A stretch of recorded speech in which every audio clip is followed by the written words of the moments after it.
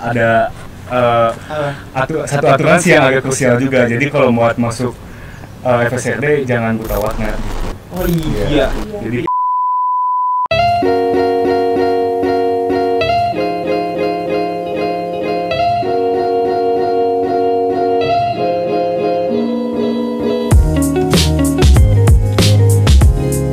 Halo semuanya, balik lagi sama gue Gilang Ramadan di channel Republika Mahasiswa. Dan kali ini balik lagi juga kita ke kepoin jurusan lagi nih.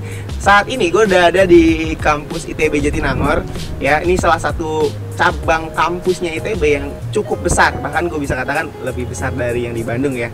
Dan di sini kita mau ngulas tentang jurusan FSRD. Banyak banget yang request dari lo tuh nanya ini kan. Di sini gue udah temenin sama dua narasumber kawan gue. So, sebelum kita masuk ke pembahasan yang lebih dalam, kenalan dulu dong. Sebelah gue ada siapa nih ya? Halo, nama saya Renita Nima, dari angkatan 2016, prodi Kriya Tekstil. FSRD. Dari FSRD, Fakultas Seni Rupa dan Desain. ya, halo, nama gua Dwiki dari Kriya juga sama FSRD Fakultas Seni Rupa dan Desain angkatan 2016. Itu Kriya itu spesifik jurusan kalian ya, dari FSRD kalian ngambil prodi Kriya itu sebut ya.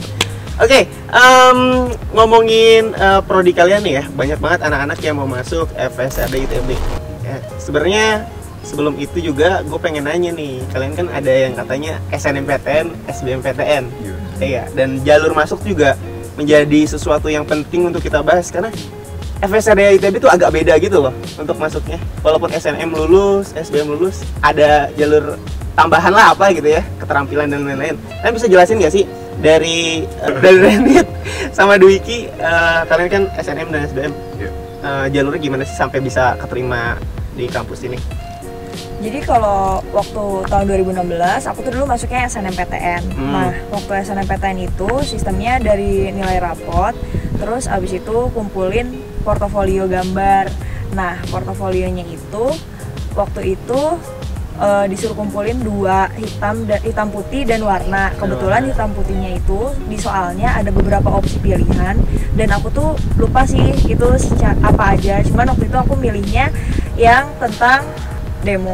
Jadi waktu itu aku bikin yang warna hitam putihnya tuh demo buruh gitu. Buruh, oh demo buruh. Jadi suasana persuasanaan demo buruh. Nah, terus kalau yang buat berwarnanya itu ada banyak soalnya pilihannya, kalau nggak salah ada 3 opsi, tapi aku pilihnya yang acara ulang tahun gitu. Jadi suasana acara ulang tahun. Terus digambar tuh. Wah, itu ramai banget berarti kan. Iya, ya? Emang harus detail sih. Soalnya kita bukan mau gambarin satu objek aja, tapi lebih ke suasana. Soalnya tuh menjawab suasana. Nah, setelah aku nge-input si gambar itu, nanti kita baru submit SNMPTN-nya gitu. Terus nanti ada beberapa borang-borang yang harus diisi, kayak surat keorisinalitasan dan surat-surat kayak emang resmi dibuat sama anak itu yang diurus sama BK sekolah. Nah, makanya itu kan berarti kalau suruh ngirim gambar dong, bisa dong gue bayar orang nih, orang yang seni jago, gambarin dong, terus gue kirim gitu. Kayak kan? Nggak bisa gitu sih. Nggak bisa gitu ya? Ada validasinya, nanti pasti ketahuan gitu ya? Karena ketika nanti udah hasil SNMPTN-nya keluar dan semisal kita diterima di ITB, itu ada namanya tes kedua, yaitu tes psikotes dan tes keorisinalitasan gambar. Suruh gambar lagi kedua? Ya, apakah gambar itu benar-benar kita buat sendiri atau enggak. Jadi di ITB itu ada kuratorial khusus yang emang bakal ngelihat ulang portofolio yang dibuat waktu submit SNMPTN dan di tes yang kedua itu. Ujiannya 2 kali. Ujiannya 2 kali. Jadi kalian jangan pernah berpikir untuk bermain curang ya. Gak bisa. Karena orang-orang ITB itu udah detail sekali, diseleksi yang terbaik ya, gitu. Nah, kalau dari Wiki gimana? Waktu itu SBM? Iya, jadi gua masuk lewat SBM. Pertama ya pasti ada tes SBM lah pada umumnya gitu, kayak misalkan lu sosum atau ya IPA gitu kan. Nah, terus setelah itu ada tes keterampilan. Nah, si tes keterampilan ini gua dites sama kayak SNMPTN. Jadi ya gambar suasana. Jadi ceritain dulu nih, kayak lu suasananya harus yang kayak gimana nih, ada soalnya pilih kayak misalkan ya ada seorang penyihir membuat makanan, terus ada anak-anak yang kayak gimana, jadi sama lu bener-bener diekspresikan sesuai apa yang lu pikirin gitu. Jadi imajinasinya dikembangin. Terus setelah itu ada tes psikotes juga, ada pengembangan gambar. Jadi kayak misalkan lu awalnya dikasih banyak di bulat nih, terus kayak lu tuh dikembangin si bulat itu tuh jadi kayak gimana gitu. Nah, kayak gitu sih kurang lebih. Jadi SBM-nya dikerjain, terus gambar itu juga. Nanti baru dikasih kabar lu lulus atau tidak dari hasil itu. SNM juga gitu. Tapi setelah kalian diterima, ini kan ada ujian lagi nih tadi katanya. Kamu ada lagi ya, Dugi? Enggak sih. Langsung ya kalau langsung, soalnya kan emang ujiannya hari itu juga. Hari gitu, itu juga udah pasti real itu gambar lu lah ya. Gak mungkin joki gitu. Berarti menarik banget. Nah, itu yang agak berbeda makanya teman-teman. Jadi mungkin ya lu harus gambar lah ya bisa gitu ya. Oke. Dari situ jalur masuknya juga kan ada yang namanya SMITB tuh, gue denger juga. Ya kan kalian SNM, kalian dari SBM nih, si Dwiki. Yang SMITB juga ada kan? Iya. Nah itu gimana tuh skemanya? Gue juga nggak tahu. Mungkin dari mereka ada yang mau masuk jalur mandiri gitu ya. SNM gagal, SBM gagal. Oke, jalur mandiri nih. Sikat. Sebenarnya kalau yang tahun kemarin itu buat SMITB nilainya tetap diambil dari yang SBMPTN ya. Cuma nanti dia dites gambar lagi gitu. Untuk lihat sejauh mana gitu. Dia bisa berkembangnya kayak gimana gitu. Karena kalau di ITB itu kriteria penerimaannya itu bukan berdasarkan gambar kamu sebagus apa, tapi dari ada kayak parameter tertentu lah ya yang ditetapin gitu. Kreativitas juga. Jadi satu angkatan ada yang jalur SNM, SBM sama SM. Dan kalian ini FSRD yang cabang mana kalau boleh tahu nih? Kan beda nih sama yang pertama nih. Multi kampus. Jadi di tahun 2016 ITB itu bekerja sama dengan Pemprov Cirebon, bertujuan untuk menyebarluaskan dan menyamaratakan pendidikan di Indonesia. Jadi ITB itu membuka cabang baru yang namanya ITB Cirebon. Nah, di dalam ITB Cirebon tuh sebenarnya nggak cuma jurusan FSRD aja, tapi ada FTI dan planologi, dari SAPPK. Dan sekarang ada lagi nambah satu FTTM. Perminyakan di sana juga ada ya? Iya. Oke. Bedanya FSRD yang di Bandung sama yang di Cirebon itu pada dasarnya sama, cuman kalau FSRD yang di Bandung itu mereka jurusannya banyak. Jadi ada dari setelah FSRD itu nanti bakal ada jurusan yang kayak DKV, interior, produk, seni rupa. Angkatannya juga lebih banyak gak sih di mereka? Iya. Kalau di Cirebon itu ya setelah FSRD baru ada Kria aja, tapi nanti planningnya ke depan akan ada jurusan yang lain juga, tapi masih dalam tahap perencanaan. Oke. Nah, ini pas kalian SMA kenapa sih gitu ya? Ada pikiran masuknya FSRD gitu ya, seni banget gitu. Apakah dari dulu udah memang suka seni, udah passionnya, atau punya alasan tersendiri lain gitu? Kuliah milihnya FSRD ITB. Kalau dari aku sih mulainya tuh dari memahami diri sendiri, karena pasti agak kontroversial sama orang tua mungkin. Kenapa sih kuliahnya ngambil seni gitu? Tapi sama-sama. Itu pertanyaan tuh orang tua sih. Itu pertanyaan orang tua sih pasti. Kenapa masuk seni? Cuman kalau dari aku pribadi, ya aku mengenal diri aku dengan baik, aku mengetahui apa passionku dan apa tujuan hidupku gitu. Jadi kayak gimana caranya kita menjelaskan ke orang tua kalau seni itu nggak sebatas kamu ngelukis loh. Seni itu luas banget, dan kalau di ITB itu beruntungnya FSRD-nya itu emang beneran nondik dan jadi belajarnya banyak gitu. Maksudnya eksplorasinya pun lebih dalam. Kita bisa belajar apapun di situ, makanya kayak ya ini passion aku gitu ya udah. Berarti sebelum bahas SMA udah riset nih ya ITB. Udah riset sebenarnya. Mantap. Keren. Ini anak SMA harus kayak gitu nih, jangan main masuk aja. Lo masuk salah jurusan 4 tahun kesiksa gitu. Kalau Dwiki gimana Ki? Kalau gue kayaknya lebih simpel sih daripada Renit. Apa tuh? Jadi gue sendiri emang dari kecil emang suka seni sih, apapun jenis seninya ya. Jadi terus awalnya SMA nggak tahu nih kayak kuliah mau di mana nih seni, kayak ya taunya di Jogja atau di mana gitu, emang yang kota seni lah, udah kepandang kayak gitu. Terus pas waktu kelas 3 SMA gue nemu nih kayak di ITB ada seni rupa juga gitu kayak. Terus dilihat lagi ITB juga bagus gitu sih. Iya, siapa yang awalnya kayak gitu. Terus kayak ya udah cobain aja di ITB gitu. Terus ya syukurnya keterima gitu. Jadi emang dari basic suka seni, apapun seni itu, jadi ya nggak apa-apa lah. Karena gue melihat kalian dari segala macam sudut pandang ini, kayaknya emang udah passion sih ya. Soalnya banyak banget gitu ya gitu. Passion nggak? Karena gue nggak passion ya. Mungkin lu lagi jenuh aja gitu. Tapi waktu kecil dulu gue cita-citanya bukan jadi seniman atau apa loh. Jadi apa? Jadi dokter? Enggak sih, jadi arkeolog. Oh, arkeolog. Terus banget ya. Nggak tahu tiba-tiba kayak gue interest sama seni, terus ya udah akhirnya sini makin. Tapi SMA IPS gitu. kan? Iya, IPS. Kalau Reina? Aku IPA. IPA ya? Wah, IPA nih. IPA SNM ke IPS. Iya. Bisa ya? Dapat hebat loh. Bisa. Berarti nilai gede banget nih. Secara general dong jelasin FSRD itu apa? Yang dari singkatannya FSRD. Terus sebenarnya belajarnya spesifik seni atau gimana? Jadi FSRD itu singkatan dari Fakultas Seni Rupa Desain. Nah, di dalam seni rupa dan desain itu ada banyak jurusannya. Ya, ada 5. Ada 5, wow. Ya. Sebutin Ki. Ya, yang pertama ada DKV, Desain Komunikasi Visual. Terus yang kedua ada DI, Desain Interior. Terus yang ketiga ada DP, Desain Produk. Kemudian ada KRIA. Kemudian ada SR atau Seni Rupa. Banyak banget ya. Ya. Spesifik tuh ya, berarti udah ada itu penjurusan atau apa sih? Apa emang pas masuk udah dibagi-bagi gitu atau TPB dulu? Oh, belum TPB dulu. Jadi kayak ada tahap persiapan bersama. Yang pelajarannya dasar-dasar. Iya, semuanya nah, basic gitu. Itu dari situ lanjut aja deh ke pertanyaan selanjutnya nih. Skema perkuliahan anak-anak FSRD dari lo masuk sampai lo lulus tuh kan ada pembagian-pembagian jurusan itu. Iya. Walaupun panjang, coba jelaskan agar mereka tuh mengerti gitu konsepnya. Jadi kalau misalnya di ITB itu kita berawal dari TPB.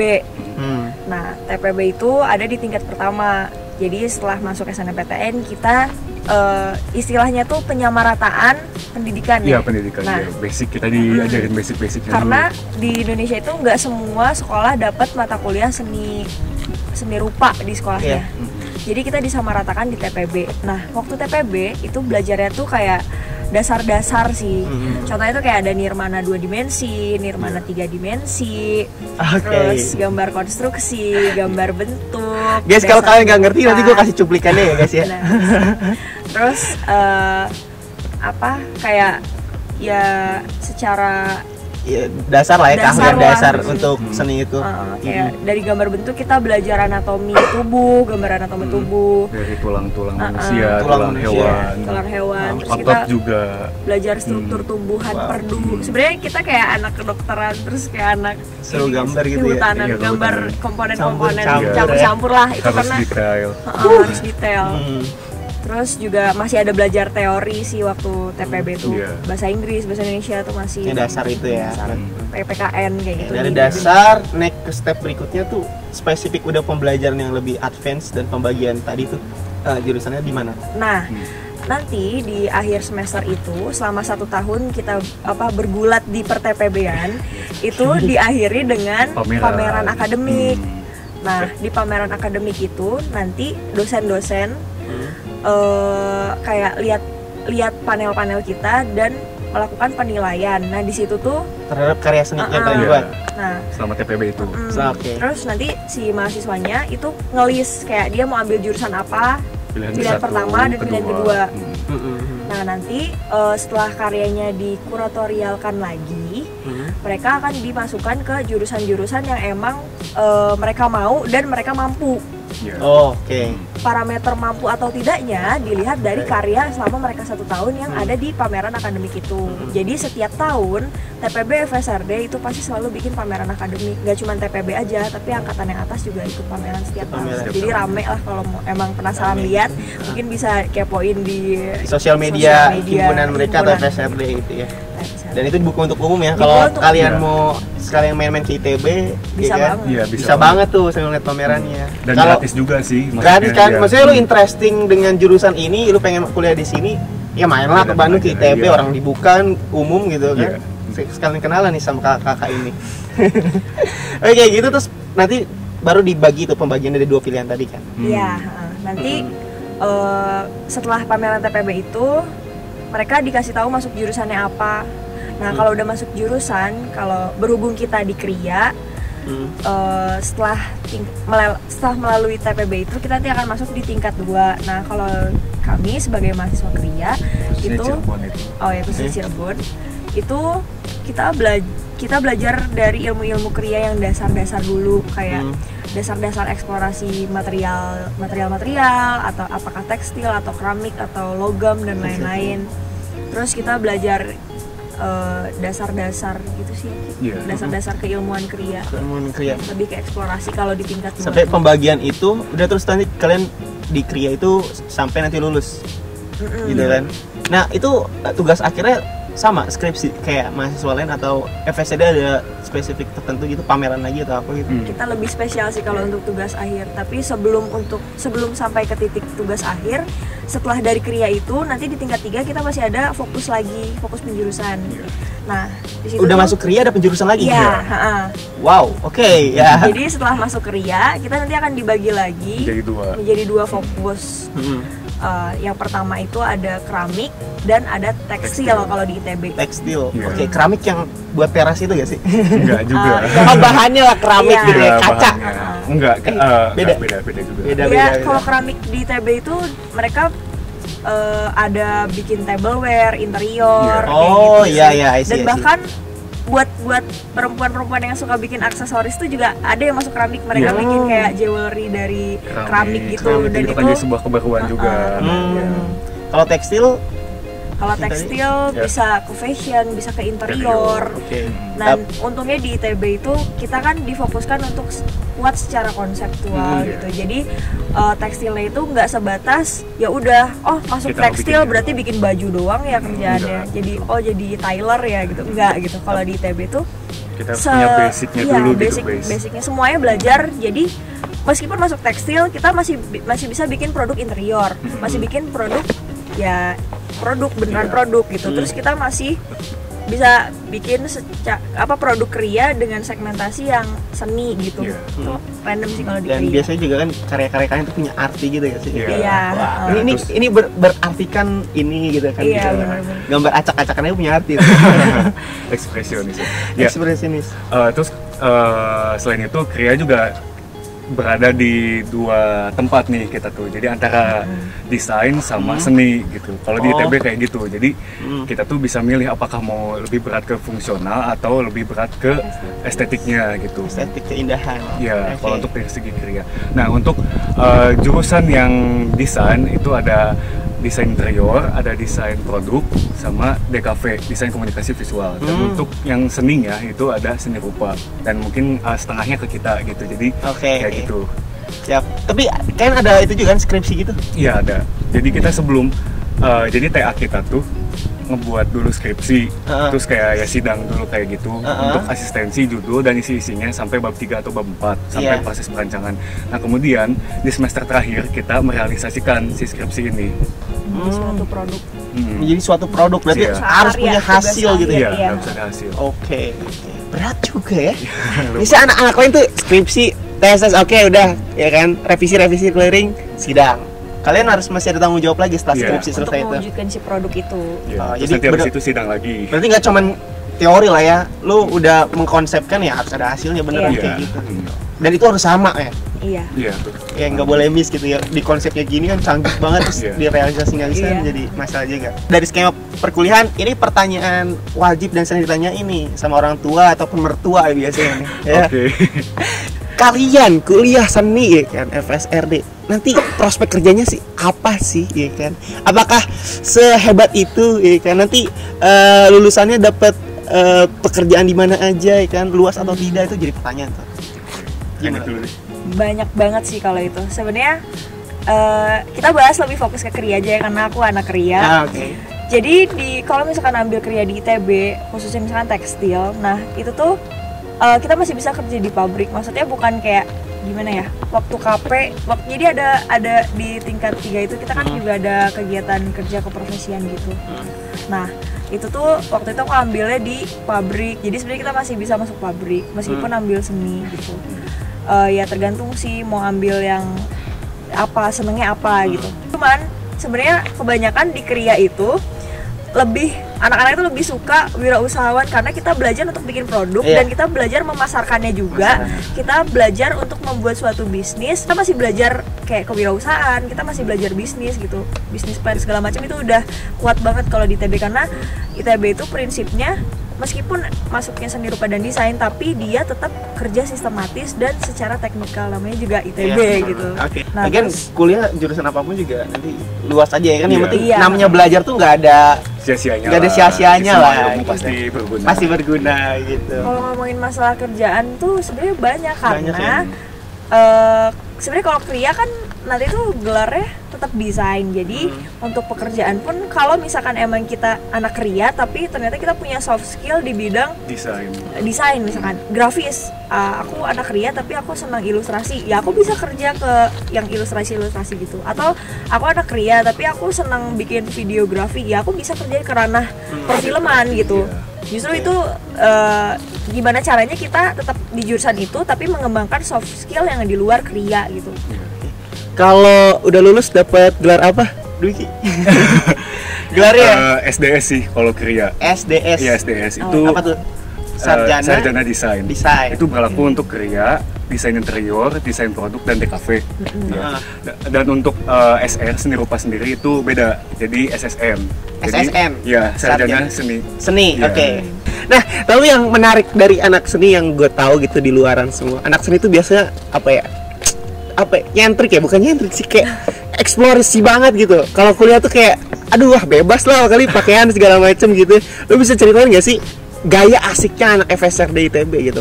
Lu kalau kuliah tuh pakai pakaiannya gimana? Gaya-gaya anak FSRD tuh kayak apa lihat? Secara general ya FSRD pakaiannya bebas sih, asal sopan sama pakai sepatu. Nah, untuk di Kria sendiri kita terhitung bebas ya, Nit. Bebas Ya.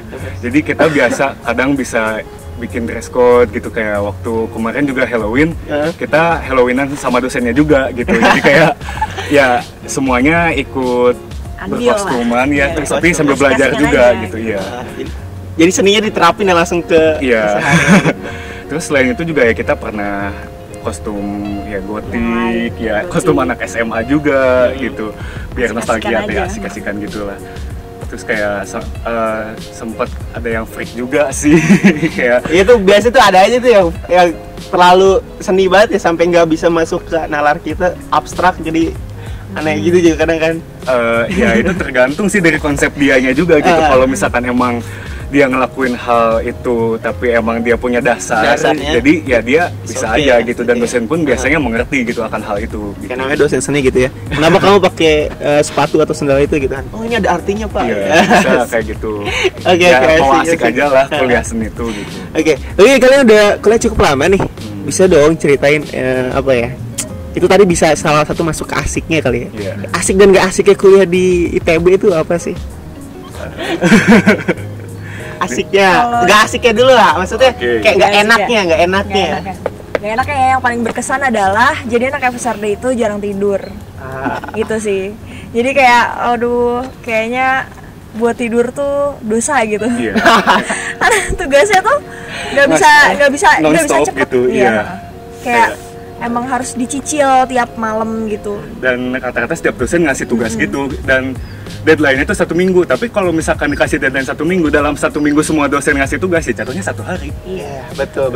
Berarti tahan banting nih anak FSD nih. Iya sih. Iya. Gitu, kalau masalah tidur tuh pokoknya paling ini deh, paling aduh. Iya, karena tugas kita nggak bisa selesai 1 malam gitu. Terus kita harus bisa ngejaga mood juga. Kalau moodnya jelek kan bisa dari komposisinya nggak bagus, warnanya nggak bagus, jadi ya acak-acakan lah gitu. Sampai sedetail itu ya, jadi seni itu nggak cuma gambar loh, gue akhirnya jadi tahu nih karena nanya mereka gitu. Itu nggak enaknya. Iya. Ya enaknya paling waktu tidurnya agak terganggu, tapi sebenarnya kita enjoy karena membuat suatu produk itu kayak artinya membuat apa yang kita suka. Jadi kalau di FSRD itu bondingnya bener-bener asik banget karena aku mengenal Dwiki dengan baik, ya aku mengenal dia, apa yang dia suka, warna yang dia suka. Jadi ketika melihat suatu produk yang warnanya Dwiki banget, kayak tiba-tiba ngechat aja Dwiki, kayak aku lihat produk Dwiki banget gitu. Terus aku suka warna apa, Dwiki kayak ya kayak gue juga suka ngasih tau Nit, kayaknya ini kayak karya lu deh, ini buatan lu ya atau bukan gitu, kayak bercandain kayak gitu tahu aja ya gitu. langsung dari masing-masing orang gitu ya punya image-nya gitu gitu. Itu nggak enak ya. Kalau enaknya tadi ya lebih bisa nge-explore kalian di kuliah sama apalagi Iya. mungkin Iya. enaknya yang bisa kalian ceritain gitu. Ya. Enaknya asik sih kuliah. Asik banget Iya. tuh. Asik banget tuh. Bener-bener gimana ya? Kadang tuh kalau gimana ya, sudut pandang anak seni lihat anak teknik tuh kayaknya serius terus gitu kan. Terus kalau di FSRD tuh ya fun, kuliahnya Iya. bener-bener Tapi kita se-fun pun gitu. tetap serius kita juga gitu. serius Iya. maksudnya. Karena kita nggak terlepas dari matematika juga, jadi Oh, kita iya. masih tetap belajar matematika, Belajar kayak gitu-gitu belajar ya. Kimia kimia, dan fisika gitu. Itu masih ada gitu, kayak orang yang ngomong kayak misalkan, lu kalau nggak mau ada matematika, fisika, kimia ke anak seni aja ya, kata siapa? Sebenarnya kita pun Belajar belajar ya? kayak gitu. Iya. Karena secara tidak langsung kita penerapan itu pun ada Ada gitu ya, dalam kan karya matematika seni. hitungannya biar Iya, simetris iya. ya kan, kimia tuh pakai main zat-zat pewarna Iya. segala macam gitu. Oke. Nah nih teman-teman, aku nanya sedikit ya, nanya soal uang kuliah anak ITB karena banyak banget yang takut gitu masuk ITB. Sebenarnya aku pengen ITB cuman duh mahal gimana ya gitu. Kalian bisa jelasin gak sih uang kuliah kalian berapa ya, UKT gitu ya, dan sistem sekarang tuh gimana sih uang kuliahnya? Kebetulan kita angkatan 2016, UKT kita masih sama rata, yaitu 10 juta. Selain SBM atau manajemen itu UKT-nya 20 juta. Nah, Iya. untuk yang tahun 2018 dan selanjutnya itu sekarang udah naik jadi 12,5 juta. Oke teman-teman, gak usah panik dulu ya, gak usah panik dulu, kita jelasin, ada solusi, tenang. Banyak soalnya banyak banget.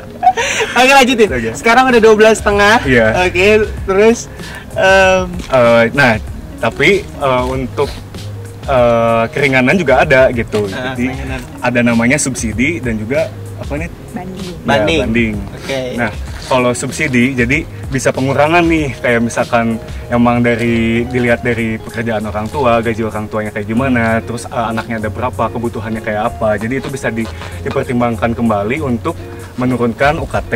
Nah, untuk yang banding itu sendiri itu bisa sampai 0 rupiah sebenarnya. Kalau memang tidak mampu ya. Iya. Dan itu ada persyaratan tertentu juga gitu. Jadi kalau ada apa-apa ya jangan sungkan untuk bertanya gitu, kayak ke LK atau ke Satpam pun sebenarnya mereka udah tahu untuk ngarahinnya gitu Iya. ya. Kalau mau ngurus ini ke lembaga Kemana, kemahasiswaan iya. aja. Ya jangan takut lah untuk masuk ke ITB karena ITB ada aturan atau ya Apa ya? janji sih ya. Janji janjinya rektor ya? Iya, dari tahun ke tahun bahwa anak ITB nggak akan ada yang di drop out atau dikeluarkan hanya karena masalah uang biaya kuliah. Wah, Iya. keren. Dan juga ada juga beasiswa. Nah, di ITB banyak banget beasiswa nih, kayak dari perusahaan, ada dari alumni juga nih, kayak Ya. alumni. Iya, alumni ITB kan gue Iya. denger tuh erat banget tuh. Masalah beasiswa di ITB itu bener-bener Banyak banyak Banget. Dan anak ITB kaya ya. Jarang ngambil beasiswa gitu. Nganggur ya kan. Nanti Bahkan jadi rebutan. kalau misalkan kita ngurusin penangguhan kayak kita penangguhan nih UKT-nya belum bisa bayar gitu.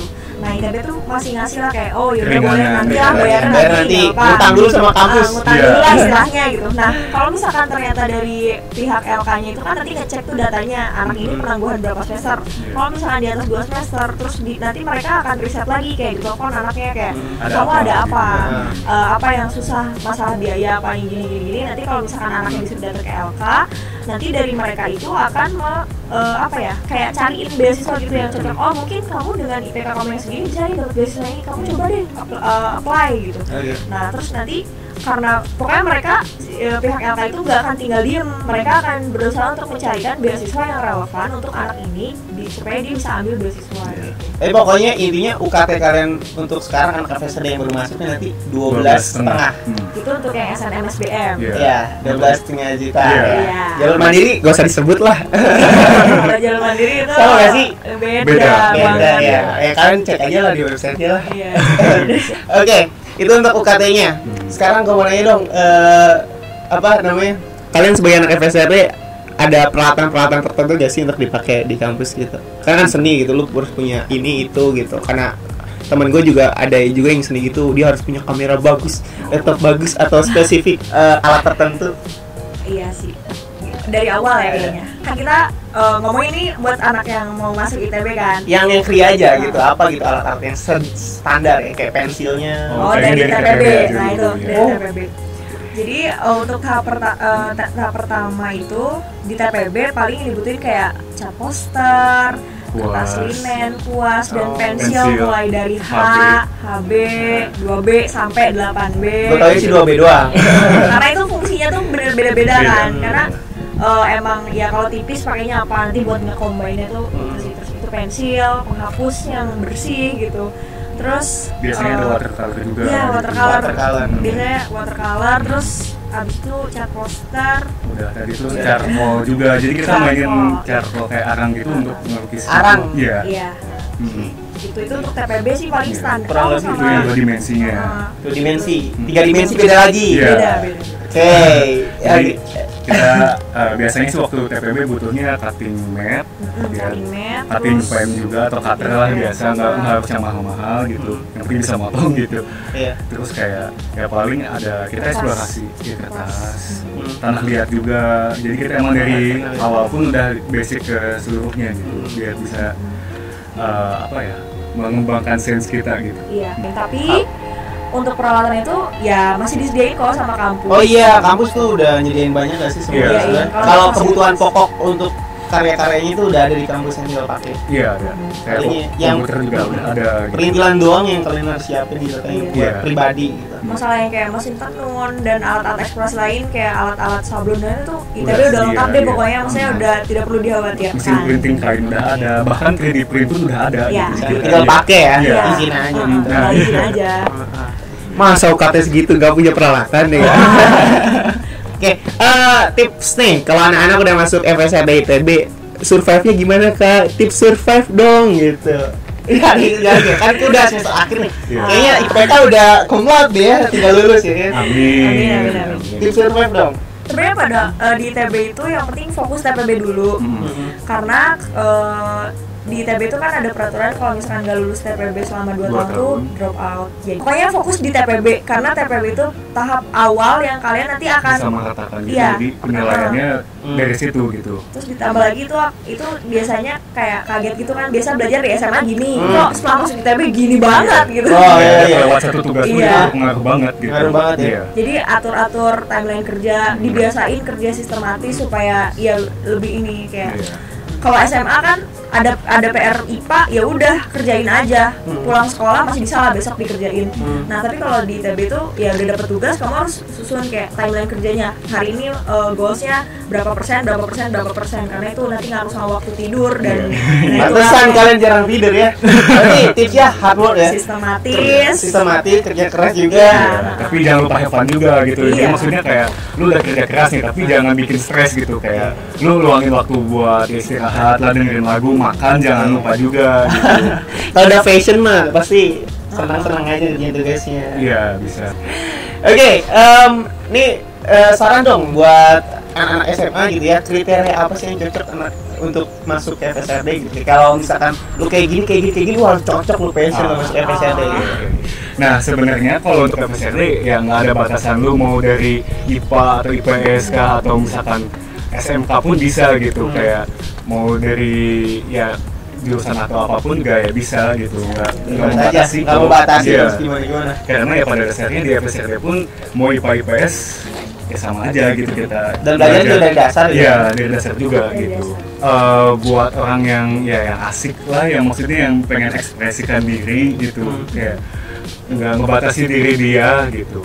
Oke, mungkin berikutnya nih ya, saran untuk anak SMA untuk seleksinya biar lolos kayak kalian gitu ya. Entah dari SNM-nya, harus gimana SBM-nya, sama gambarnya nih, gimana nih gambarnya. Nah, kalau buat tips dari aku untuk SNM-nya gimana ya? Sebenarnya nilai rapot itu juga penting, tapi kita tuh sama sekali nggak ada yang tahu gimana sih dibalik penyeleksian SNMPTN itu tuh benar nggak ada yang tahu. Pokoknya benar-benar usaha aja buat ya bagusin nilai di sekolah. Terus jangan lupa SNM itu jangan dijadiin patokan pokoknya ikut SNM pasti masuk. Jangan, SNM tuh dianggap aja kayak lotre gitu, lu masuk ya masuk, kalau enggak ya masih ada SBM. Jadi intinya tetap kerja keras buat SBM, lakuin yang terbaik. Pokoknya kalau emang tujuannya ke situ ya kejar mimpinya. Terus jangan minder.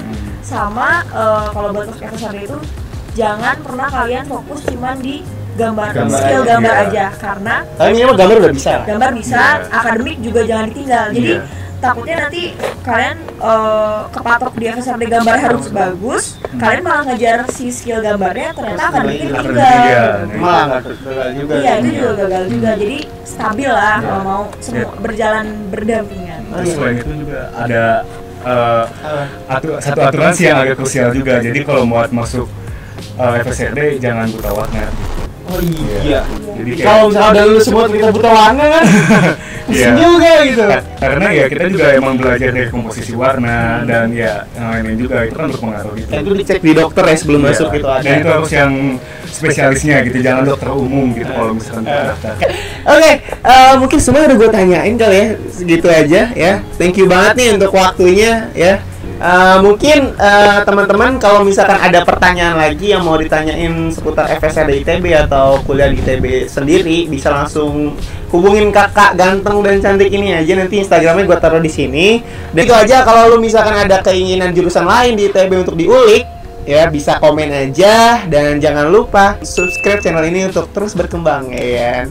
So gitu aja dari gua, sampai ketemu lagi di kesempatan lainnya. Gua Gilang Ramadan sama dua mahasiswa ITB ini yang keren-keren.